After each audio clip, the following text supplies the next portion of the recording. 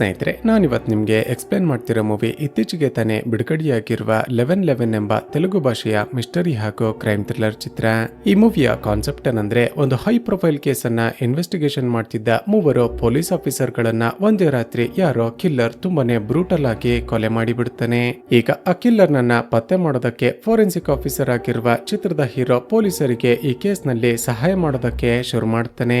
ಆದ್ರೆ ಯಾವಾಗ ನೋಡಿದ್ರು ಕೇಸು ಇನ್ವೆಸ್ಟಿಗೇಷನ್ ಅಂತ ತನ್ನ ಗರ್ಲ್ ಫ್ರೆಂಡ್ಗೆ ಸರಿಯಾಗಿ ಸಮಯ ಕೊಡೋದಕ್ಕೆ ಸಾಧ್ಯವಾಗದೆ ಇಬ್ಬರ ಮಧ್ಯ ಬ್ರೇಕಪ್ ಆಗುವ ಲೆವೆಲ್ಗೆ ಹೋಗುತ್ತೆ. ಕೊನೆಗೆ ತನ್ನ ಪ್ರೀತಿಯನ್ನ ಉಳಿಸಿಕೊಳ್ಳೋದಕ್ಕೆ ಸಿಟಿಯಿಂದ ಔಟ್ಸ್ಕರ್ಟ್ ನಲ್ಲಿದ್ದ ಒಂದು ರೆಸಾರ್ಟ್ಗೆ ವೆಕೇಶನ್ ಅನ್ನ ಬುಕ್ ಮಾಡಿ ತನ್ನ ಗರ್ಲ್ ಫ್ರೆಂಡ್ ಅನ್ನ ಕರೆದುಕೊಂಡು ಹೋಗಿ ಸ್ಟೇ ಮಾಡ್ತಾನೆ.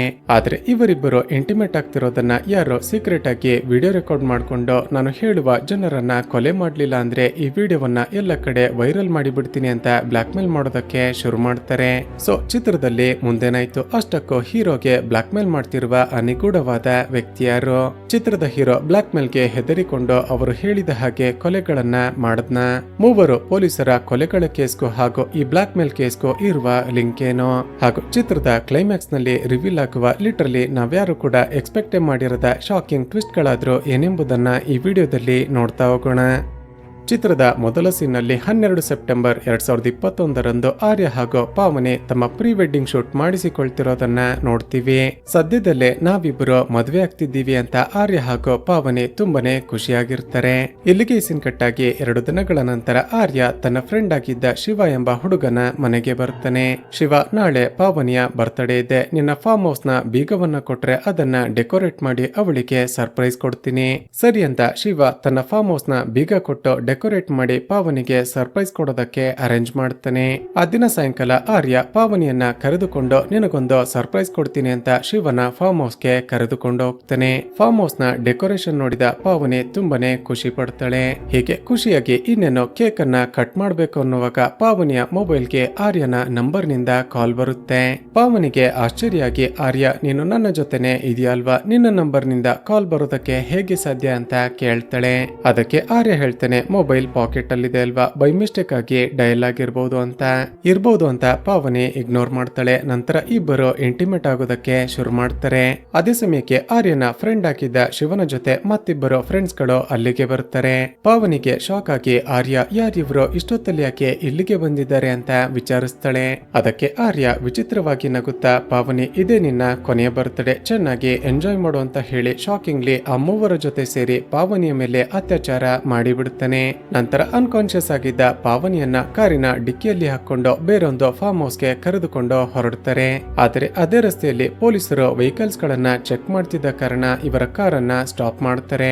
ಈಗ ಪೊಲೀಸರು ಪಾವನಿಯನ್ನ ನೋಡಿದ್ರೆ ನಮ್ಮ ಕತೆ ಮುಗೀತು ಅಂತ ಹೆದರಿಕೊಂಡ 4 ಜನ ತಕ್ಷಣವೇ ಕಾರನ್ನ ಸ್ಟಾರ್ಟ್ ಮಾಡ್ಕೊಂಡು ಅಲ್ಲಿಂದ ಎಸ್ಕೇಪ್ ಆಗ್ತಾರೆ. ತಕ್ಷಣವೇ ಪೊಲೀಸರು ಕೂಡ ಇವರನ್ನ ಚೇಸ್ ಮಾಡೋದಕ್ಕೆ ಶುರು ಮಾಡ್ತಾರೆ. ಹಾಗೂ ಇಲ್ಲಿಗೆ ಈ ಸೀನ್ ಕಟ್ ಆಗುತ್ತೆ. ಇಲ್ಲಿಗೆ ಈ ಸೀನ್ ಕಟ್ ಆಗಿ ಚಿತ್ರದ ಕತೆ ಈಗ 3 ತಿಂಗಳ ಹಿಂದೆ ನಡೆದಿದ್ದ ಫ್ಲಾಶ್ ಬ್ಯಾಕ್ ಗೆ ಹೋಗುತ್ತೆ. ಈಗ ಒಂದು ಹೈ ಪ್ರೊಫೈಲ್ ಕೇಸ್ ಅನ್ನ ಇನ್ವೆಸ್ಟಿಗೇಷನ್ ಮಾಡ್ತಿದ್ದ ಮೂವರು ಪೊಲೀಸರನ್ನ ಒಂದು ಜಾಗದಲ್ಲಿ ಕೊಲೆ ಮಾಡಲಾಗಿದೆ ಅಂತ ಪೊಲೀಸರಿಗೆ ಇನ್ಫಾರ್ಮೇಶನ್ ಬರುತ್ತೆ. ತಕ್ಷಣ ಸ್ಥಳಕ್ಕೆ ಬಂದ ಫೋರೆನ್ಸಿಕ್ ಎಕ್ಸ್ಪರ್ಟ್ ಆಗಿರುವ ಚಿತ್ರದ ಹೀರೋ ಅರ್ಜುನ್ ಎವಿಡೆನ್ಸ್ ಗಳನ್ನ ಕಲೆಕ್ಟ್ ಮಾಡೋದಕ್ಕೆ ಶುರು ಮಾಡ್ತಾನೆ. ಈಗ ಪೊಲೀಸರಿಗೆ ಕೊಲೆಗಳಾಗಿದೆ ಅಂತ ಇನ್ಫಾರ್ಮೇಶನ್ ಕೊಟ್ಟಿದ್ದ ಚಿತ್ರದ ಹೀರೋಯಿನ್ ಆಗಿರುವ ನವ್ಯಾಳನ್ನ ನೋಡಿ ಇಷ್ಟಪಡೋದಕ್ಕೆ ಶುರು ಮಾಡ್ತಾನೆ. ಸ್ನೇಹಿತರೆ, ನವ್ಯ ಒಬ್ಬಳು ಪೇಂಟರ್ ಆಗಿದ್ದು ಈ ಏರಿಯಾಗೆ ಡೆಲಿವರಿ ಕೊಡೋದಕ್ಕೆ ಅಂತ ಬಂದಿದ್ದಾಗ ಕೊಲೆಗಳನ್ನ ನೋಡಿ ಕಂಟ್ರೋಲ್ ರೂಮ್ ಗೆ ಇನ್ಫಾರ್ಮೇಶನ್ ಕೊಟ್ಟಿರ್ತಾಳೆ. ಹೀಗೆ ನವ್ಯಾಳನ್ನ ನೋಡ್ತಿದ್ದ ಹಾಗೇನೆ ಅರ್ಜುನ್ ಇಷ್ಟಪಡೋದಕ್ಕೆ ಶುರು ಮಾಡ್ತಾನೆ. ನಂತರ ಮನೆಗೆ ಬಂದು ಇನ್ವೆಸ್ಟಿಗೇಷನ್ ಮಾಡ್ತಿರುವಾಗ್ಲೂ ಕೂಡ ನವ್ಯಾಳ ಮುಖನೇ ಇವನ ಕಣ್ ಮುಂದೆ ಬರ್ತಿರುತ್ತೆ. ಹೇಗಾದ್ರೂ ಮಾಡಿ ನವ್ಯಾಳನ್ನ ಮೊದಲಿಗೆ ಫ್ರೆಂಡ್ ಮಾಡಿಕೊಳ್ಬೇಕು ಅಂತ ಮರುದಿನ ಬೆಳಿಗ್ಗೆ ಈ ಕೇಸ್ ನಲ್ಲಿ ಸ್ವಲ್ಪ ಇನ್ಫಾರ್ಮೇಶನ್ ಬೇಕಿದೆ ಅಂತ ಒಂದು ರೆಸ್ಟೋರೆಂಟ್ ಗೆ ಬರೋದಕ್ಕೆ ಹೇಳ್ತಾನೆ. ಕ್ಯಾಶುಯಲ್ ಆಗಿ ಎನ್ಕ್ವೈರಿ ಮಾಡ್ತಿರೋ ರೀತಿ ನಾಟಕ ಮಾಡ್ತಾ ಅವಳ ಮನೆಯ ಅಡ್ರೆಸ್ ಅನ್ನ ಹಾಗೂ ಅವಳ ಮೊಬೈಲ್ ನಂಬರ್ ಅನ್ನ ಕಲೆಕ್ಟ್ ಮಾಡಿಕೊಳ್ತಾನೆ. ಅದೇ ಸಮಯಕ್ಕೆ ಕಮಿಷನರ್ ಕಾಲ್ ಮಾಡಿ ಪೊಲೀಸ್ ಆಫೀಸರ್ ಗಳನ್ನ ಕೊಲೆ ಮಾಡಿದ್ದ ಕೊಲೆಗಾರರಲ್ಲಿ ಒಬ್ಬನನ್ನ ಅರೆಸ್ಟ್ ಮಾಡಿದ್ದೀವಿ, ತಕ್ಷಣ ಆಫೀಸ್ಗೆ ಹೊರಟು ಬಾ ಅಂತ ಕರೀತಾರೆ. ಸ್ನೇಹಿತರೆ, ಅಷ್ಟಕ್ಕೂ ಏನಾಗಿರುತ್ತೆ ಅಂದ್ರೆ ಕ್ರೈಮ್ ಸ್ಪಾಟ್ ನಲ್ಲಿ ಒಬ್ಬ ಕೊಲೆಗಾರನ ಕಾಲಿಗೆ ಗಾಯ ಆಗಿ ರಕ್ತ ಸೋರಿರುತ್ತೆ. ಪೊಲೀಸರು ಆ ಬ್ಲಡ್ ಸ್ಯಾಂಪಲ್ ಅನ್ನ ಕಲೆಕ್ಟ್ ಮಾಡಿಕೊಂಡು ಸುತ್ತಮುತ್ತಲಿನ ಹಾಸ್ಪಿಟಲ್ಗಳಲ್ಲಿ ಎನ್ಕ್ವೈರಿ ಮಾಡಿದಾಗ ಅಲ್ಲಿಗೆ ಟ್ರೀಟ್ಮೆಂಟ್ಗೆ ಅಂತ ಹೋಗಿದ್ದ ಒಬ್ಬ ಕೊಲೆಗಾರ ಸಿಕ್ಕಿ ಹಾಕಿಕೊಂಡಿರ್ತಾನೆ. ಅರ್ಜುನ್ ಆದಷ್ಟು ಬೇಗ ಫೋರೆನ್ಸಿಕ್ ರಿಪೋರ್ಟ್ ಅನ್ನ ಸಬ್ಮಿಟ್ ಮಾಡು, ಆ ಕಿಲ್ಲರ್ಗೆ ಸರಿಯಾಗಿ ಶಿಕ್ಷೆ ಆಗುವ ಹಾಗೆ ಮಾಡ್ತೀವಿ ಅಂತ ಕಮಿಷನರ್ ಹೇಳ್ತಾರೆ.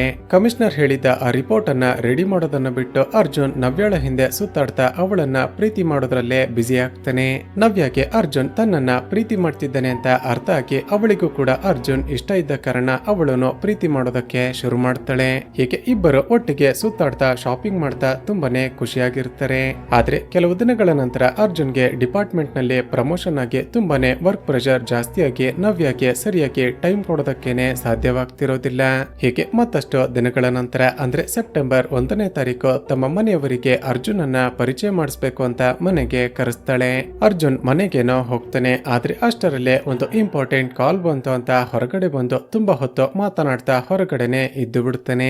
ಹೀಗೆ ಅರ್ಜುನ್ ಜೊತೆ ಮಾತನಾಡ್ಬೇಕು ಅಂತ ವೇಟ್ ಮಾಡ್ತಿದ್ದ ನವ್ಯಾಳ ತಂದೆ ಹಾಗೂ ಮಾವನಿಗೆ ತುಂಬಾನೇ ಡಿಸಪಾಯಿಂಟ್ ಆಗುತ್ತೆ. ಜೊತೆಗೆ ನವ್ಯಾಳ ಚಿಕ್ಕ ತಂಗಿ ಅರ್ಜುನ್ಗೆ ನಿನಗಿಂತ ಜಾಸ್ತಿ ಮೊಬೈಲ್ ಮೇಲೆನೆ ಪ್ರೀತಿ ಹೆಚ್ಚು ಅನ್ಸುತ್ತೆ ಅಂತ ರೇಗಿಸಿ ಬಿಡ್ತಾಳೆ. ಈಗ ತುಂಬಾನೇ ಕೋಪಗೊಂಡ ನವ್ಯ ತಕ್ಷಣವೇ ಹೊರಗಡೆ ಬಂದು ಅರ್ಜುನ್ಗೆ ಸರಿಯಾಗಿ ಬೈತಾಳೆ. ನೀನು ಇವತ್ತಾದ್ರೂ ನಿನ್ನ ಕೆಲಸಕ್ಕೆ ರಜಾ ಹಾಕಿ ನನ್ನ ಜೊತೆ ನಮ್ಮ ಫ್ಯಾಮಿಲಿಯವರ ಜೊತೆ ಟೈಮ್ ಅನ್ನ ಸ್ಪೆಂಡ್ ಮಾಡ್ತೀಯ ಅಂತ ಎಕ್ಸ್ಪೆಕ್ಟ್ ಮಾಡಿದ್ದೆ. ಆದ್ರೆ ನೀನ್ ನೋಡಿದ್ರೆ ನಮ್ಮ ಮನೆಯವರ ಜೊತೆ ಮಾತಾಡೋದಿರ್ಲಿ ಒಳಗಡೆ 2 ನಿಮಿಷ ಕೂಡ ಟೈಮ್ ಅನ್ನ ಸ್ಪೆಂಡ್ ಮಾಡ್ಲಿಲ್ಲ. ಅರ್ಜುನ್ ಸಾರಿ ಕೇಳ್ತಾ ಒಂದು ಇಂಪಾರ್ಟೆಂಟ್ ಕೇಸ್ ನ ಕಾಲ್ ಬಂದಿತ್ತು, ಅದಕ್ಕೇನೆ ಮಾತನಾಡ್ತಿದ್ದೆ ಅಂತ ಸಮಾಧಾನ ಮಾಡೋದಕ್ಕೆ ಟ್ರೈ ಮಾಡ್ತಾನೆ. ಆದ್ರೆ ತುಂಬಾನೇ ಅಪ್ಸೆಟ್ ಆಗಿದ್ದ ನವ್ಯ ಅವನ ಜೊತೆ ಸರಿಯಾಗಿ ಮಾತನಾಡದೆ ಅಲ್ಲಿಂದ ಕಳುಹಿಸಿ ಬಿಡ್ತಾಳೆ. ಮರುದಿನ ಮತ್ತೆ ಅರ್ಜುನ್ ಅನ್ನ ಮೀಟ್ ಮಾಡಿ ನೀನು ಯಾವಾಗ್ಲೂ ಇದೇ ರೀತಿ ಕೇಸು ಇನ್ವೆಸ್ಟಿಗೇಷನ್ ಅಂತ ನನಗೆ ಟೈಮ್ ಕೊಡದೆ ಬ್ಯುಸಿ ಆಗಿದ್ರೆ ನಮ್ಮ ರಿಲೇಶನ್ಶಿಪ್ ಕಂಟಿನ್ಯೂ ಮಾಡೋದ್ರಲ್ಲಿ ಯಾವುದೇ ಅರ್ಥ ಇಲ್ಲ ಅಂತ ಹೇಳಿಬಿಡ್ತಾಳೆ. ಈಗ ನವ್ಯಾಳ ಪ್ರೀತಿಯನ್ನ ಕಳೆದುಕೊಳ್ಳೋದಕ್ಕೆ ಇಷ್ಟಪಡದ ಅರ್ಜುನ್ ಸರಿ ನಾವಿಬ್ರು ಎಲ್ಲಾದ್ರೂ ಒಂದು 10 ದಿನ ವೆಕೇಶನ್ಗೆ ಹೋಗೋಣ ಅಂತ ಒಂದು ಟ್ರಿಪ್ ಅನ್ನ ಪ್ಲಾನ್ ಮಾಡ್ತಾನೆ. ಆ ಟ್ರಿಪ್ ಅಲ್ಲಿ ನಾನು ಯಾವ ಕೆಲಸವನ್ನ ಕೂಡ ಮಾಡೋದಿಲ್ಲ, ಕಂಪ್ಲೀಟ್ ಆಗಿ ನಿನಗೇನೆ ಟೈಮ್ ಕೊಡ್ತೀನಿ ಅಂತ ಹೇಳ್ತಾನೆ. ಈಗ ಪ್ರೆಸೆಂಟ್ ನಲ್ಲಿ ಸರಿ ಅಂತ ಖುಷಿಯಾದ ನವ್ಯ ಅರ್ಜುನ್ ಜೊತೆ ಟ್ರಿಪ್ಗೆ ಹೊರಡ್ತಾಳೆ. ಹೇಗೆ ಸಿಟಿಯಿಂದ ದೂರದಲ್ಲಿದ್ದ ಫಾರ್ಮ್ ಹೌಸ್ಗೆ ಬಂದು ಇಬ್ಬರು ಗೇಮ್ಸ್ ಆಡ್ತಾ ಒಬ್ಬರಿಗೊಬ್ಬರು ಟೈಮ್ ಕೊಡ್ತಾ ತುಂಬಾನೇ ಎಂಜಾಯ್ ಮಾಡ್ತಾರೆ. ಹಾಗೂ ಆ ದಿನ ರಾತ್ರಿ ಇಬ್ಬರು ಇಂಟಿಮೇಟ್ ಆಗ್ತಾರೆ. 2 ದಿನಗಳ ನಂತರ ಟ್ರಿಪ್ ಮುಗಿಸಿಕೊಂಡು ವಾಪಸ್ ಮನೆಗೆ ಹೋಗ್ತಿರುವಾಗ ಆದಷ್ಟು ಬೇಗ ಮದ್ವೆ ಆಗೋಣ ಅಂತ ಕೂಡ ಪ್ಲಾನ್ ಮಾಡ್ತಾರೆ. ಹೀಗೆ ಇಬ್ಬರು ಖುಷಿಯಾಗಿ ಮಾತನಾಡ್ತಾ ಹೋಗ್ತಿರುವಾಗ ನವ್ಯಾಳ ಮೊಬೈಲ್ಗೆ ಅನ್ನೋನ್ ನಂಬರ್ ನಿಂದ ಒಂದು ವಿಡಿಯೋ ಬರುತ್ತೆ. ಅದನ್ನ ಓಪನ್ ಮಾಡಿ ನೋಡಿದ್ರೆ ಶಾಕಿಂಗ್ಲಿ ಇವರಿಬ್ಬರು ಇಂಟಿಮೇಟ್ ಆಗ್ತಿರುವಾಗ ಯಾರೋ ಸೀಕ್ರೆಟ್ ಆಗಿ ವಿಡಿಯೋ ರೆಕಾರ್ಡ್ ಮಾಡಿ ಅದನ್ನ ಸೆಂಡ್ ಮಾಡಿರ್ತಾರೆ. ಶಾಕ್ ಆದ ಇಬ್ಬರು ಅಷ್ಟಕ್ಕೂ ಈ ವಿಡಿಯೋವನ್ನ ರೆಕಾರ್ಡ್ ಮಾಡಿದ್ದು ಯಾರು ಅಂತ ಯೋಚನೆ ಮಾಡ್ತಿರುವಾಗ್ಲೇ ನವ್ಯಾಳ ಮೊಬೈಲ್ಗೆ ಕಾಲ್ ಬರುತ್ತೆ. ಶಾಕಿಂಗ್ಲಿ ಕಾಲ್ ಮಾಡಿರುವ ಆ ವ್ಯಕ್ತಿ ಬೇರೆ ಯಾರು ಅಲ್ಲ, ಚಿತ್ರದ ಶುರುವಿನಲ್ಲಿ ನಾವು ನೋಡಿದ್ದ ಆರ್ಯ. ಅರ್ಜುನ್ ಕೋಪದಲ್ಲಿ ಅಷ್ಟಕ್ಕೂ ಯಾರ್ ನೀನು, ನಮ್ಮ ವಿಡಿಯೋವನ್ನ ಯಾಕೆ ರೆಕಾರ್ಡ್ ಮಾಡಿದ್ಯಾ, ನಿನ್ಗೆ ಏನ್ ಬೇಕು ಅಂತ ಕೇಳ್ತಾನೆ. ಅದಕ್ಕೆ ಆರ್ಯ ವಿಚಿತ್ರವಾಗಿ ನಗುತ್ತಾ ನಿನಗೆ 24 ಗಂಟೆ ಟೈಮ್ ಕೊಡ್ತೀನಿ, ಅಷ್ಟರಲ್ಲಿ 4 ಕೋಟಿ ರೂಪಾಯಿ ಕ್ಯಾಶ್ ಅನ್ನ ಅರೇಂಜ್ ಮಾಡು. ಒಂದು ವೇಳೆ ನೀನು ದುಡ್ಡನ್ನ ಅರೇಂಜ್ ಮಾಡದೆ ನಾನು ಯಾರು ನಾನು ಎಲ್ಲಿದ್ದೀನಿ ಅಂತ ಪತ್ತೆ ಮಾಡೋದಕ್ಕೆ ಟ್ರೈ ಮಾಡಿದ್ರೆ ಆ ವಿಡಿಯೋ ಎಲ್ಲ ಕಡೆ ವೈರಲ್ ಆಗುವ ಹಾಗೆ ಮಾಡಿಬಿಡ್ತೀನಿ.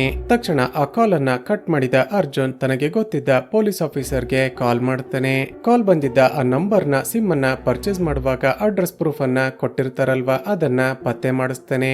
ತಕ್ಷಣವೇ ಅಲ್ಲಿಗೆ ಹೋಗಿ ವಿಚಾರಿಸಿದ್ರೆ ಅಲ್ಲಿ ವಾಸ ಮಾಡ್ತಿರುವ ಒಬ್ಬ ವಯಸ್ಸಾಗಿರುವ ವ್ಯಕ್ತಿಯ ಮೊಬೈಲ್ ಅನ್ನ ಯಾರೋ ಕದ್ದಿರ್ತಾರೆ.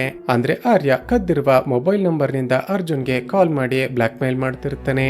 ಈಗ 24 ಗಂಟೆಯ ಒಳಗಡೆ ಅರ್ಜುನ್ಗೆ 2 ಕೋಟಿ ರೂಪಾಯಿ ಅರೇಂಜ್ ಮಾಡೋದಕ್ಕೆ ಮಾತ್ರನೇ ಸಾಧ್ಯವಾಗುತ್ತೆ. ಆರ್ಯ ಕಾಲ್ ಮಾಡಿದಾಗ ನೀನು ಕೇಳಿದ ಹಾಗೆ 4 ಕೋಟಿ ರೂಪಾಯಿ ಅರೇಂಜ್ ಆಗ್ಲಿಲ್ಲ, 2 ಕೋಟಿ ರೂಪಾಯಿ ಮಾತ್ರನೇ ಅರೇಂಜ್ ಆಯ್ತು ಅಂತ ಹೇಳ್ತಾನೆ. ಅದಕ್ಕೆ ಆ ಸೈಕೋಪಾತ್ ಆರ್ಯ ವಿಚಿತ್ರವಾಗಿ ನಗುತ್ತಾ ಸರಿ ಅರೇಂಜ್ ಆಗಿರುವ ಆ 2 ಕೋಟಿ ರೂಪಾಯಿ ದುಡ್ಡನ್ನ ನವ್ಯಾಳ ಕೈಗೆ ಕೊಟ್ಟು ಅವಳೊಬ್ಬಳನ್ನೇ ನನ್ನ ಬಳಿ ಕಳುಹಿಸಿಕೊಡು ಅಂತ ಹೇಳ್ತಾನೆ. ಈಗ ಅರ್ಜುನ್ಗೆ ಇವನ ಇಂಟೆನ್ಷನ್ ಏನು ಅಂತ ಅರ್ಥ ಆಗಿ ತುಂಬಾನೇ ಕೋಪ ಬರುತ್ತೆ. ಈಗ ತಾನು ಆ ದುಡ್ಡನ್ನ ತೆಗೆದುಕೊಂಡು ಹೋಗ್ಲಿಲ್ಲ ಅಂದ್ರೆ ಆ ವಿಡಿಯೋ ಎಲ್ಲ ಕಡೆ ವೈರಲ್ ಆಗಿ ತನ್ನ ಮರ್ಯಾದೆ ಜೊತೆ ತನ್ನ ಮನೆಯವರ ಮರ್ಯಾದೆ ಕೂಡ ಹರಾಜಾಗುತ್ತೆ. ಆ ರೀತಿ ಆಗೋದು ಬೇಡ ಅಂತ ಅರ್ಜುನ್ ಎಷ್ಟೇ ಬೇಡ ಅಂದ್ರೂ ಕೂಡ ಕೇಳದೆ ನವ್ಯ ಆ ಬ್ಯಾಗ್ ಅನ್ನ ತೆಗೆದುಕೊಂಡು ಹೋಗ್ತಾಳೆ. ಒಬ್ಬಳೆ ಬಂದಿರುವ ನವ್ಯ ಮೇಲೆ ಆ ಆರ್ಯ ಇನ್ನೇನು ಅತ್ಯಾಚಾರ ಮಾಡಿಬಿಡ್ತಾನೆ ಅನ್ನೋಷ್ಟ್ರಲ್ಲೇ ಅಲ್ಲಿಗೆ ಅರ್ಜುನ್ನ ಎಂಟ್ರಿ ಆಗುತ್ತೆ. ಸ್ನೇಹಿತರೆ, ಇದೆಲ್ಲ ಕೂಡ ಪ್ಲಾನ್ ಆಗಿರುತ್ತೆ. ಅಂದ್ರೆ ಇಬ್ಬರು ಜಗಳ ಮಾಡ್ತಿರುವ ರೀತಿ ನಾಟಕ ಮಾಡಿ ನವ್ಯ ಬಂದಾಗ ಅವಳನ್ನೇ ಫಾಲೋ ಮಾಡ್ತಾ ಅರ್ಜುನ್ ಕೂಡ ಅಲ್ಲಿಗೆ ಬಂದಿರ್ತಾನೆ. ಶಾಕ್ ಆದ ಆರ್ಯ ಅರ್ಜುನ್ ಮೇಲೆ ಅಟ್ಯಾಕ್ ಮಾಡಿ ಅಲ್ಲಿಂದ ತಪ್ಪಿಸಿಕೊಳ್ಳೋದಕ್ಕೆ ಪ್ರಯತ್ನ ಪಡ್ತಾನೆ. ಆದ್ರೆ ಇಬ್ಬರು ಫೈಟ್ ಮಾಡ್ತಿರುವಾಗ ಆ ಸೈಕೋಪಾತ್ ಆರ್ಯ ಅಲ್ಲೇ ಇದ್ದ ಗ್ಲಾಸ್ ನ ಟೇಬಲ್ ಮೇಲೆ ಬಿದ್ದು ಆನ್ ದ ಸ್ಪಾಟ್ ಸತ್ತು ಹೋಗ್ತಾನೆ. ಚೆಕ್ ಮಾಡಿದಾಗ ಆತ ಸತ್ತಿದ್ದಾನೆ ಅಂತ ಕನ್ಫರ್ಮ್ ಆಗಿ ಇಬ್ಬರಿಗೂ ತುಂಬಾನೇ ಭಯ ಆಗುತ್ತೆ. ಈಗೇನ್ ಮಾಡುದು ಅಂತ ಒಂದು ಪ್ಲಾನ್ ಮಾಡಿದ ಅರ್ಜುನ್ ತಕ್ಷಣವೇ ಅವನ ಮೊಬೈಲ್ ಹಾಗೂ ಲ್ಯಾಪ್ಟಾಪ್ ಅನ್ನ ಕಲೆಕ್ಟ್ ಮಾಡಿಕೊಂಡು ಎಲ್ಲ ಎವಿಡೆನ್ಸ್ ಗಳನ್ನ ಎರೇಸ್ ಮಾಡಿ ಹೊರಗಡೆ ಬರ್ತಾರೆ. ಈಗ ತಾವು ಕೊಲೆ ಮಾಡಿರುವ ಈ ವಿಷಯ ಪೊಲೀಸರಿಗೆ ಗೊತ್ತಾಗಿ ನಾವಿಬ್ರು ಅರೆಸ್ಟ್ ಆಗೋದು 100% ಕನ್ಫರ್ಮ್ ಅಂತ ನವ್ಯ ತುಂಬಾನೇ ಎಮೋಷನಲ್ ಆಗ್ತಾಳೆ. ನವ್ಯ, ನೀನೇನೋ ಹೆದರಿಕೊಳ್ಬೇಡ, ಪೊಲೀಸರಿಗೆ ಯಾವುದೇ ಎವಿಡೆನ್ಸ್ ಗಳು ಸಿಗೋದಿಲ್ಲ ಅಂತ ಧೈರ್ಯ ಹೇಳ್ತಿರುವಾಗ್ಲೇ ಮತ್ತೊಂದು ಅನ್ನೋನ್ ನಂಬರ್ ನಿಂದ ಕಾಲ್ ಬರುತ್ತೆ. ಅರ್ಜುನ್, ಒಂದು ಕೊಲೆ ಮಾಡಿ ಯಾರಿಗೋ ಗೊತ್ತಾಗದ ಹಾಗೆ ಎಸ್ಕೇಪ್ ಆಗ್ಬೇಕು ಅಂತ ಇಬ್ಬರು ಪ್ಲಾನ್ ಮಾಡ್ತಿದ್ದೀರಾ. ನೀನು ಮಾಡಿರುವ ಕೊಲೆಯನ್ನ ನಾನು ರೆಕಾರ್ಡ್ ಮಾಡಿದ್ದೀನಿ, ಬೇಕಾದ್ರೆ ನೋಡು ಅಂತ ಒಂದು ವಿಡಿಯೋ ಕ್ಲಿಪ್ ಅನ್ನ ಸೆಂಡ್ ಮಾಡ್ತಾನೆ. ಆ ವಿಡಿಯೋದಲ್ಲಿ ಅರ್ಜುನ್ ಆರ್ಯಗೆ ಹೊಡಿತಿರೋದು, ಆತ ಸತ್ತ ನಂತರ ಎವಿಡೆನ್ಸ್ ಗಳನ್ನ ಕ್ಲಿಯರ್ ಮಾಡ್ತಿರೋದೆಲ್ಲ ರೆಕಾರ್ಡ್ ಆಗಿರುತ್ತೆ. ಶಾಕ್ ಆದ ಅರ್ಜುನ್ ಅಷ್ಟಕ್ಕೂ ಯಾರ್ ನೀನು ಅಂತ ಕೇಳಿದಾಗ ಒಂದು ಟ್ವಿಸ್ಟ್ ರಿವೀಲ್ ಆಗುತ್ತೆ. ಸ್ನೇಹಿತರೆ, ಈಗ ಅರ್ಜುನ್ಗೆ ಕಾಲ್ ಮಾಡಿರೋದು ಬೇರೆ ಯಾರು ಅಲ್ಲ, ನಾವು ಸತ್ತೋದ ಅಂದುಕೊಂಡಿರುವ ಆ ಆರ್ಯನೇ. ಆದ್ರೆ ಅರ್ಜುನ್ಗೆ ಕಾಲ್ ಮಾಡಿರೋದು ಯಾರು ಅಂತ ಗೊತ್ತಿರೋದಿಲ್ಲ ಅಲ್ವಾ. ಅಷ್ಟಕ್ಕೂ ಯಾರ್ ನೀನು, ಏನ್ ಬೇಕು ಅಂತ ಕೇಳ್ತಾನೆ. ನನ್ಗೆ ಏನ್ ಬೇಕು ಅಂತ ಮುಂದೆ ಹೇಳ್ತೀನಿ, ಆದ್ರೆ ಅದಕ್ಕೂ ಮುಂಚೆ ನಾನು ಬುಕ್ ಮಾಡಿರುವ ಹೋಟೆಲ್ಗೆ ಹೋಗಿ ಇಬ್ಬರು ಸ್ಟೇ ಆಗಿ ಅಂತ ಹೇಳ್ತಾನೆ. ಈಗ ಒಂದು ಬ್ಲಾಕ್ ಮೇಲ್ ನಿಂದ ತಪ್ಪಿಸಿಕೊಳ್ಳೋದಕ್ಕೆ ಹೋಗಿ ಕೊಲೆಯ ಕೇಸ್ ನಲ್ಲಿ ಸಿಕ್ಕಿ ಹಾಕಿಕೊಂಡ್ವಲ್ಲ ಅಂತ ಇಬ್ಬರಿಗೂ ತುಂಬಾನೇ ಟೆನ್ಷನ್ ಆಗುತ್ತೆ. ಸ್ವಲ್ಪ ಸಮಯದ ನಂತರ ಆರ್ಯ ಮತ್ತೆ ಕಾಲ್ ಮಾಡಿ, ನೀನು ಒಂದು ಪ್ರಾಬ್ಲಮ್ ನಿಂದ ಹೊರಗಡೆ ಬರೋದಕ್ಕೆ ಆ ಪ್ರಾಬ್ಲಮ್ ಕೊಡ್ತಿದ್ದ ವ್ಯಕ್ತಿಯನ್ನ ಕೊಲೆ ಮಾಡ್ದೆ ಅಲ್ವಾ. ಈಗ ನನಗೂ ಕೂಡ ಒಂದು ಪ್ರಾಬ್ಲಮ್ ಇದೆ, ನೀನು ಆ ಪ್ರಾಬ್ಲಮ್ ಕೊಡ್ತಿರುವ ವ್ಯಕ್ತಿಯನ್ನ ಕೊಲೆ ಮಾಡಬೇಕು. ನೀನು ಹೇಗಿದ್ರು ಫೋರೆನ್ಸಿಕ್ ಎಕ್ಸ್ಪರ್ಟ್ ಅಲ್ವಾ, ಕ್ರೈಮ್ ಸ್ಪಾಟ್ ನಲ್ಲಿ ಯಾವುದೇ ಎವಿಡೆನ್ಸ್ ಗಳು ಸಿಗದ ಹಾಗೆ ಎಸ್ಕೇಪ್ ಆಗ್ತೀಯಾ. ಶಾಕ್ ಆದ ಅರ್ಜುನ್, ಏನು ಮತ್ತೊಂದು ಕೊಲೆ ಮಾಡ್ಬೇಕಾ, ನನ್ನ ಕೈಲಿ ಇದೆಲ್ಲ ಸಾಧ್ಯ ಆಗೋದಿಲ್ಲ, ಏನ್ ಬೇಕಾದ್ರೂ ಮಾಡ್ಕೊ ಅಂತ ಹೇಳಿಬಿಡ್ತಾನೆ. ಅದಕ್ಕೆ ಆರ್ಯ ನಗುತ್ತಾ, ಅರ್ಜುನ್ ಒಂದು ಸರಿ ಯೋಚನೆ ಮಾಡು, ನೀನು ಕೊಲೆ ಮಾಡ್ತಿರುವಾಗ ನಿನ್ನ ಜೊತೆ ನಿನ್ನ ಗರ್ಲ್ ಫ್ರೆಂಡ್ ನವ್ಯ ಕೂಡ ಇದ್ಲು. ವಿಡಿಯೋದಲ್ಲಿ ಆಕೆ ಕೂಡ ರೆಕಾರ್ಡ್ ಆಗಿದ್ದಾಳೆ. ಒಂದು ವೇಳೆ ನಾನು ಪೊಲೀಸರಿಗೆ ಆ ವಿಡಿಯೋವನ್ನ ಸಬ್ಮಿಟ್ ಮಾಡಿದ್ರೆ ನಿನ್ನ ಜೊತೆ ಆಕೆ ಕೂಡ ಜೈಲಿಗೆ ಹೋಗ್ತಾಳೆ. ಹಾಗಾಗ್ಬಾರ್ದು ಅಂದ್ರೆ ನಾನು ಹೇಳುವ ಹಾಗೆ ಮಾಡಬೇಕು. ನಾನು ಹೇಳುವ ಜಾಗಕ್ಕೆ ಹೋಗಿ ನಿನ್ನ ಗರ್ಲ್ ಫ್ರೆಂಡ್ ನವ್ಯಗೆ ವೇಟ್ ಮಾಡೋದಕ್ಕೆ ಹೇಳು. ಅವಳನ್ನ ಪಿಕಪ್ ಮಾಡೋದಕ್ಕೆ ಕಾರ್ನಲ್ಲಿ ಒಬ್ಬ ಹುಡುಗ ಬರ್ತಾನೆ, ನೀನು ಅವನನ್ನೇ ಕೊಲೆ ಮಾಡ್ಬೇಕು ಅಂತ ಹೇಳ್ತಾನೆ. ಈಗ ಇಬ್ಬರಿಗೂ ಬೇರೆ ದಾರಿ ಇಲ್ಲದೆ ನವ್ಯ ಸರಿ ಅಂತ ಆತ ಹೇಳಿದ ಜಾಗಕ್ಕೆ ಹೋಗಿ ವೇಟ್ ಮಾಡ್ತಾಳೆ. ಸ್ವಲ್ಪ ಸಮಯದ ನಂತರ ಅಲ್ಲಿಗೆ ಕಾರ್ನಲ್ಲಿ ಭರತ್ ಎಂಬ ಒಬ್ಬ ಹುಡುಗ ಬಂದು ನವ್ಯಳನ್ನ ಪಿಕಪ್ ಮಾಡಿಕೊಳ್ತಾನೆ. ನಂತರ ಆರ್ಯಗೆ ಕಾಲ್ ಮಾಡಿ ಆ ಹುಡುಗಿಯನ್ನ ಪಿಕಪ್ ಮಾಡಿಕೊಂಡಿದ್ದೀನಿ, ಸ್ವಲ್ಪ ಸಮಯದಲ್ಲೇ ನಮ್ಮ ಜಾಗಕ್ಕೆ ಬಂದು ರೀಚ್ ಆಗ್ತೀನಿ ಅಂತ ಇನ್ಫಾರ್ಮ್ ಮಾಡ್ತಾನೆ. ಈಗ ದಾರಿಯಲ್ಲಿ ಹೋಗ್ತಿರುವಾಗ ಭರತ್ ಏನಂದುಕೊಳ್ತಾನೆ ಅಂದ್ರೆ ಆ ಜಾಗಕ್ಕೆ ಹೋದ ನಂತರ ಆರ್ಯನೇ ಮೊದಲು ಇವಳನ್ನ ಎಂಜಾಯ್ ಮಾಡ್ತಾನೆ. ಅದಕ್ಕೂ ಮುಂಚೆ ನಾನೇ ಇವಳನ್ನ ಎಂಜಾಯ್ ಮಾಡಬೇಕು ಅಂತ ಬೇರೊಂದು ರೆಸಾರ್ಟ್ ನ ಕಡೆ ಕಾರನ್ನ ಟರ್ನ್ ಮಾಡ್ತಾನೆ. ಈಗ ದೂರದಲ್ಲಿ ಬರ್ತಿದ್ದ ಅರ್ಜುನ್ ಭರತ್ನ ಕಾರನ್ನೇ ಫಾಲೋ ಮಾಡ್ತಿರ್ತಾನೆ. ಆತ ರೆಸಾರ್ಟ್ ನ ಒಳಗಡೆ ಹೋಗ್ತಿದ್ದ ಹಾಗೇನೆ ಅವನ ಮೇಲೆ ಅಟ್ಯಾಕ್ ಮಾಡಿ ಸಾಯಿಸಿ ಬಿಡ್ತಾನೆ. ನಂತರ ಯಾರಿಗೂ ಗೊತ್ತಾಗದ ಹಾಗೆ ಡೆಡ್ ಬಾಡಿಯನ್ನ ಸಿಟಿಯಿಂದ ತುಂಬಾನೇ ದೂರಕ್ಕೆ ತೆಗೆದುಕೊಂಡು ಹೋಗಿ ಡಿಸ್ಪೋಸ್ ಮಾಡ್ತಾರೆ. ಸ್ವಲ್ಪ ಸಮಯದ ನಂತರ ಕಮಿಷನರ್ ಕಾಲ್ ಮಾಡಿ, ಅರ್ಜುನ್ ಎಲ್ಲಿದ್ಯಾ, ಒಂದು ಇಂಪಾರ್ಟೆಂಟ್ ಕೊಲೆಯ ಕೇಸ್ ನಲ್ಲಿ ನಿನ್ನ ಹೆಲ್ಪ್ ನಮಗೆ ಬೇಕಾಗಿದೆ.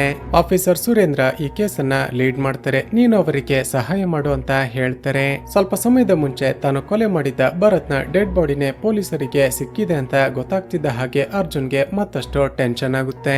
ಈಗ ಬೇರೆ ದಾರಿ ಇಲ್ಲದೆ ಆಫೀಸರ್ ಸುರೇಂದ್ರನ ಜೊತೆ ಸ್ಪಾಟ್ಗೆ ಹೋಗಿ ಅವನಿಗೆ ಸಹಾಯ ಮಾಡೋ ರೀತಿ ನಾಟಕ ಮಾಡ್ತಾನೆ. ಇದಾಗಿ ಸ್ವಲ್ಪ ಸಮಯದ ನಂತರ ಆರ್ಯ ಮತ್ತೆ ಅರ್ಜುನ್ಗೆ ಕಾಲ್ ಮಾಡಿ ಮತ್ತೊಬ್ಬ ವ್ಯಕ್ತಿಯನ್ನ ಕೊಲೆ ಮಾಡಬೇಕು ಅಂತ ಬ್ಲಾಕ್ ಮೇಲ್ ಮಾಡ್ತಾನೆ. ಈಗ ಅರ್ಜುನ್ಗೆ ಮತ್ತಷ್ಟು ಶಾಕ್ ಆಗಿ ಈ ಸಾರಿ ಈ ಕೆಲಸ ನನ್ನ ಕೈಲಿ ಆಗೋದೇ ಇಲ್ಲ ಅಂತ ಹೇಳ್ತಾನೆ. ಆದ್ರೆ ಆರ್ಯ ಈ ಸಾರಿ ಕೂಡ ನವ್ಯಳ ಹೆಸರನ್ನ ಮುಂದಿಟ್ಟುಕೊಂಡು ಬ್ಲಾಕ್ ಮೇಲ್ ಮಾಡಿದಾಗ ಬೇರೆ ದಾರಿ ಇಲ್ಲದೆ ಒಪ್ಪಿಕೊಳ್ತಾನೆ. ಸ್ನೇಹಿತರೆ, ಟ್ವಿಸ್ಟ್ ಏನಂದ್ರೆ ಈ ಸಾರಿ ಕೂಡ ಆರ್ಯ ತನ್ನ ಮತ್ತೊಬ್ಬ ಫ್ರೆಂಡ್ ಅನ್ನ ಕೊಲೆ ಮಾಡೋದಕ್ಕೇನೆ ಬ್ಲಾಕ್ ಮೇಲ್ ಮಾಡ್ತಿರೋದು. ಸೊ ಪ್ಲಾನ್ ಪ್ರಕಾರ ಆ ದಿನ ರಾತ್ರಿ ಅರ್ಜುನ್ ಯಾರಿಗೋ ಗೊತ್ತಾಗದ ಹಾಗೆ ಆರ್ಯನ ಫ್ರೆಂಡ್ ಡ್ರಿಂಕ್ಸ್ ಮಾಡ್ತಿದ್ದ ಸಮಯಕ್ಕೆ ಹಿಂದಿನಿಂದ ಹೋಗಿ ಅವನಿಗೆ ಡ್ರಗ್ಸ್ ಅನ್ನ ಇಂಜೆಕ್ಟ್ ಮಾಡಿ ಸಾಯಿಸಿ ಬಿಡುತ್ತಾನೆ. ಈಗ ತನ್ನ ಫ್ರೆಂಡ್ಸ್ ಗಳು ಒಬ್ಬೊಬ್ಬರೇ ಸಾಯ್ತಿರೋದನ್ನ ನೋಡಿದ ಆರ್ಯನ ಮತ್ತೊಬ್ಬ ಫ್ರೆಂಡ್ ಆಗಿರುವ ಧನುಷ್ಗೆ ತುಂಬಾನೇ ಭಯ ಆಗುತ್ತೆ. ಈಗ ಸುರೇಂದ್ರ ಆ ಬಾರ್ನ ಸಿಸಿಟಿವಿ ಫುಟೇಜ್ ಅನ್ನ ಚೆಕ್ ಮಾಡ್ತಾನೆ. ಆ ವಿಡಿಯೋದಲ್ಲಿ ಅರ್ಜುನ್ ಕ್ಯಾಪ್ಚರ್ ಆಗಿರ್ತಾನೆ. ಆದ್ರೆ ಹಿಂದಿನಿಂದ ವಿಡಿಯೋ ರೆಕಾರ್ಡ್ ಆಗಿದ್ದ ಕಾರಣ ಅರ್ಜುನ್ನ ಮುಖ ಕಾಣಿಸ್ತಿರೋದಿಲ್ಲ. ಈಗ ಅರ್ಜುನ್ ಹಾಗೂ ನವ್ಯಕ್ಕೆ ಅಷ್ಟಕ್ಕೂ ಆ ಬ್ಲಾಕ್ ಮೇಲರ್ ಯಾರು ನಮ್ಮ ಕೈಲಿ ಯಾಕೆ ತನ್ನ ಫ್ರೆಂಡ್ಸ್ ಗಳನ್ನೇ ಕೊಲೆ ಮಾಡಿಸ್ತಿದ್ದಾನೆ ಅಂತ ತುಂಬಾನೇ ತಲೆ ಕೆಡುತ್ತೆ. ಆ ದಿನ ನಾನು ಆರ್ಯನನ್ನ ಕೊಲೆ ಮಾಡುವಾಗ ಆ ಜಾಗದಲ್ಲಿ ನಮ್ಮಿಬ್ಬರನ್ನ ಬಿಟ್ರೆ ಬೇರೆ ಯಾರು ಕೂಡ ಇರ್ಲಿಲ್ಲ. ಒಂದು ವೇಳೆ ನಾವು ಅಲ್ಲಿಗೆ ಹೋಗೋದಕ್ಕೂ ಮುಂಚೆನೆ ಆ ಜಾಗಕ್ಕೆ ಬೇರೆ ಯಾರಾದ್ರೂ ಬಂದಿದ್ರ? ತಕ್ಷಣ ಇದುವರೆಗೂ ಕೊಲೆಯಾಗಿರುವ ಎಲ್ಲರ ಡೆಡ್ ಬಾಡಿಗಳನ್ನ ಚೆಕ್ ಮಾಡಿದಾಗ ಸತ್ತಿರುವ ಎಲ್ಲರ ಕೈಯಲ್ಲೋ ಒಂದು ಟ್ಯಾಟೂ ಇರುತ್ತೆ. ಅದೇ ರೀತಿಯ ಟ್ಯಾಟೂವನ್ನ ಈಗ ಬದುಕಿರುವ ಆರ್ಯನ ಮತ್ತೊಬ್ಬ ಫ್ರೆಂಡ್ ಆಗಿರುವ ಧನುಷ್ನ ಕೈಯಲ್ಲಿ ಅರ್ಜುನ್ ನೋಡಿರ್ತಾನೆ. ಖಂಡಿತ ಆ ಬ್ಲಾಕ್ ಮೇಲರ್ ನ ಮುಂದಿನ ಟಾರ್ಗೆಟ್ ಆ ಧನುಷೆ. ಇಷ್ಟರಲ್ಲೇ ಕಾಲ್ ಮಾಡಿ ಅವನನ್ನ ಕೂಡ ಕೊಲೆ ಮಾಡೋದಕ್ಕೆ ಬ್ಲಾಕ್ ಮೇಲ್ ಮಾಡ್ತಾನೆ, ನೋಡ್ತಿರೋ ಅಂತ ಹೇಳ್ತಾನೆ. ಆದ್ರೆ ಟ್ವಿಸ್ಟ್ ಏನಂದ್ರೆ ಆ ಧನುಷ್ ಆರ್ಯ ಸ್ಟೇ ಮಾಡಿದ ರೆಸಾರ್ಟ್ ಗೆ ಹೋಗಿ ಶೌರ್ಯ ಶೌರ್ಯ ಅಂತ ಕೂಗ್ತಿರ್ತಾನೆ. ಒಳಗಡೆ ಹೋಗಿ ಫ್ರಿಡ್ಜ್ ಅನ್ನ ಓಪನ್ ಮಾಡಿ ನೋಡಿದ್ರೆ ಶಾಕಿಂಗ್ಲಿ ನೋಡೋದಕ್ಕೆ ಆರ್ಯ ರೀತಿನೇ ಕಾಣಿಸ್ತಿರುವ ಶೌರ್ಯನ ಡೆಡ್ ಬಾಡಿ ಇರುತ್ತೆ. ಸ್ನೇಹಿತರೆ, ಅಷ್ಟಕ್ಕೂ ಈ ಆರ್ಯ ಹಾಗೂ ಶೌರ್ಯ ಯಾರು ಅಂತ ಮುಂದೆ ನಮಗೆ ಗೊತ್ತಾಗುತ್ತೆ. ತನ್ನ ಫ್ರೆಂಡ್ ಶೌರ್ಯನ ಡೆಡ್ ಬಾಡಿಯನ್ನ ನೋಡ್ತಿದ್ದ ಹಾಗೇನೆ ಶಾಕ್ ಆದ ಧನುಷ್ ತಕ್ಷಣವೇ ಪೊಲೀಸರಿಗೆ ಕಾಲ್ ಮಾಡಿ ಒಂದು ಜಾಗಕ್ಕೆ ಬರೋದಕ್ಕೆ ಹೇಳ್ತಾನೆ. ಈಗ ಆ ಧನುಷ್ ಪೊಲೀಸರನ್ನ ಮೀಟ್ ಮಾಡೋದಕ್ಕೆ ಹೋಗ್ತಿದ್ದಾನೆ ಅಂತ ಗೊತ್ತಾಗ್ತಿದ್ದ ಹಾಗೆ ಅರ್ಜುನ್ ಅವನನ್ನ ಫಾಲೋ ಮಾಡಿ ಕೊಲೆ ಮಾಡೋದಕ್ಕೆ ಟ್ರೈ ಮಾಡ್ತಾನೆ. ಹೀಗೆ ಇಬ್ಬರು ಫೈಟ್ ಮಾಡ್ತಿರುವಾಗ ಅಲ್ಲಿಗೆ ಆಫೀಸರ್ ಸುರೇಂದ್ರ ಬರ್ತಾನೆ. ಸುರೇಂದ್ರ ಆ ಧನುಷ್ನನ್ನ ಕಾಪಾಡ್ತಾನೆ ಅಂತ ನೋಡಿದ್ರೆ ಅವನನ್ನ ಒಂದು ಕಡೆ ಕಟ್ಟಿ ಹಾಕ್ತಾನೆ. ಸ್ನೇಹಿತರೆ, ಈಗ ರಿವೀಲ್ ಆಗುವ ಟ್ವಿಸ್ಟ್ ಏನಂದ್ರೆ ಚಿತ್ರದ ಶುರುವಿನಲ್ಲಿ ಮೂವರು ಪೊಲೀಸ್ ಆಫೀಸರ್ಸ್ ಗಳನ್ನ ಕೊಲೆ ಮಾಡಿದ್ದು ಬೇರೆ ಯಾರು ಅಲ್ಲ, ಆ ಶೌರ್ಯ ಹಾಗೂ ಅವನ ಈ ಮೂವರು ಫ್ರೆಂಡ್ಸ್ ಗಳೇ.